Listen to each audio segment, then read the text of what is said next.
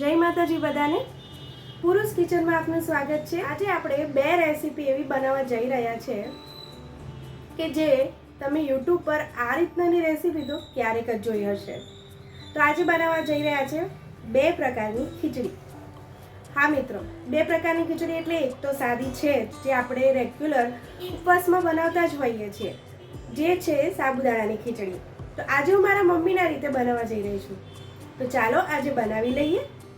1 cup સાબુદાણાને મેં 4 થી 5 કલાક માટે પલાળી લીધા છે. સાબુદાણાને ધોઈને પછી સાબુદાણા ડૂબે ને એટલું જ આપણે પાણી રાખવાનું અને પલાળી લેવાનું. તો સરસ એવા આપણા સાબુદાણા છૂટા આ રીતે પલળી જશે. સાબુદાણાને એક મોટા બાઉલમાં લઈ લીધા છે. તો સાબુદાણામાં જ હું બધા મસાલા અત્યારે કરી દઈશ. તો સાબુદાણા બધા લઈ લીધા છે. હવે અહીંયા આગળ 2 થી 3 ચમચી ખાંડ એડ કરવાની છે. જેવું તમને ગળપણ ભાવે એવું રીતે એડ કરીશું. સ્વાદ મુજબ આપણે મીઠું એડ કરી દઈશું અને અંદર ખટાશ એડ કરવાની છે એટલે મેં અહીંયા ખાંડ પણ લીધી છે. સિંગદાણાને શેકીને એનો આવી રીતે મેં અધકચરો ભૂકો કરી લીધો છે. એની અંદર થોડાક આખા દાણા પણ છે, જેથી ખાવામાં આવશે ને તો સરસ ક્રન્ચી લાગશે.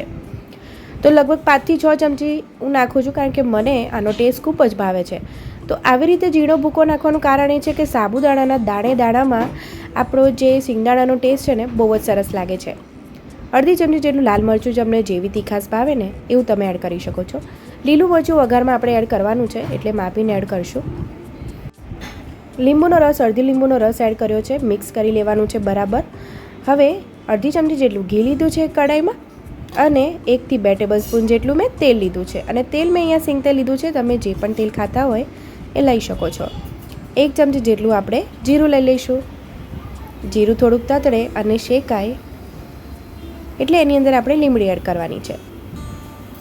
લીમડીનો ટેસ્ટ ખૂબ જ સરસ લાગતો હોય છે.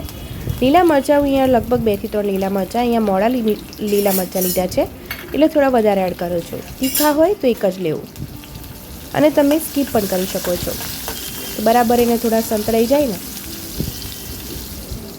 પછી આપણે સાબુદાણાનું જે મિક્સર તૈયાર કર્યું હતું ને એ એની અંદર એડ કરી દઈશું. જો તમને બટાકા અંદર ભાવતા હોય તો બટાકા બાફીને પણ એડ કરી શકો છો, અને જો તમે કાચો બટાકો લો તો વઘારમાં જ બટાકો એડ કરીને ઢાંકીને થવા દેવાનો છે. હવે થોડા ધાણા એડ કરીને મિક્સ કરી લઈશું. તો 1 જ મિનિટ માટે આપણે ખીચડીને થવા દેવાની છે. હવે એક બાઉલમાં સર્વિંગ કરી લઈશું. એકદમ ઇઝી સરળ રેસીપી અને ખાવામાં ખૂબ જ ટેસ્ટી લાગશે. સિંગદાણાનો ભૂકો તમે કરીને અંદર એડ કરશો ને તો એનો ટેસ્ટ ખૂબ જ સરસ લાગતો હોય છે. બીજી રેસીપી છે, તમે પણ ધારી લો, રાજગરાના લોટમાંથી તો તમે ઘણી બધી રેસીપી બનાવી હશે, પણ જો તમે રાજગરાનો જે આખો રાજગરો આવે છે એમાંથી તમે કોઈ રેસીપી બનાવી છે? એ તો આપણે જ્યારે ઉત્તરાયણ આવે ત્યારે એમાંથી ચીકી બનાવતા હોઈએ છીએ, જે એની જે ધાણી હોય છે એને ફોડીને ધાણી બનાવી દઈએ એટલે પછી એમાંથી ચીકી બને. પણ શું એમાંથી તમે ક્યારે ઉપમા કે પછી ખીચડી એવું ટ્રાય કર્યો છે? તો ચાલો આજે એને બનાવવા માટેની રીત જોઈ લઈશું. ખૂબ જ સરસ અને ઇઝી રેસીપી છે. ચાલો મિત્રો બનાવી લઈએ.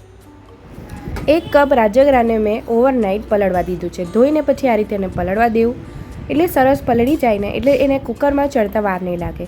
જો તમે એને પલાળ્યા વગર કરશો ને તો એને ઘણી મહેનત એને ચડવામાં થતી હોય છે. તો આ રીતે મેં પલાળીને લઈ લીધું છે.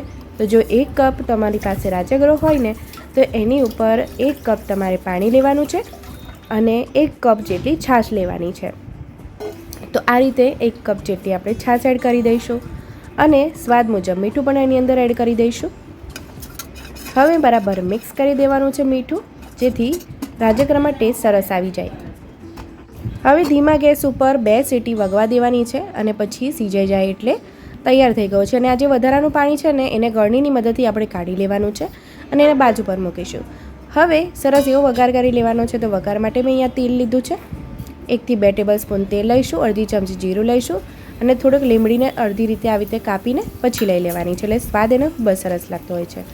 આદું, અડધો ઇંચ આદુને છીણીને લીધું છે અને 2 થી 3 લીલા મરચાં એડ કરી દીધા છે. બરાબર બધું સંતળાઈ જાય ને પછી જ આપણે આગળની પ્રોસેસ કરવાની છે, કારણ કે આદું એડ કર્યું છે થોડુંક એવું એની કચાશ જતી રહે ને પછી જ આગળ કરવાનું. તો અહીંયા સિંગદાણાનો ભૂકો 2 થી 3 ચમચી અહીંયા ભાવે એ પ્રમાણે તમે એડ કરી શકો છો. હવે એને પણ આપણે બહુ નથી શેકાવા દેવાનું, કારણ કે આપણે સિંગદાણાનો જે ભૂકો લીધો છે એ ઓલરેડી શેકેલા સિંગનો જ લીધો છે. એટલે હવે આપણો જે રાજગરો રાખ્યો હતો બાફીને એ એની અંદર એડ કરી દઈશું. અને બરાબર સરસ એવું મિક્સ કરી દઈશું. આને તમે રાજગરાનો ઉપમા પણ કહી શકો છો અને રાજગરાનો તમે ખીચડી પણ કહી શકો છો.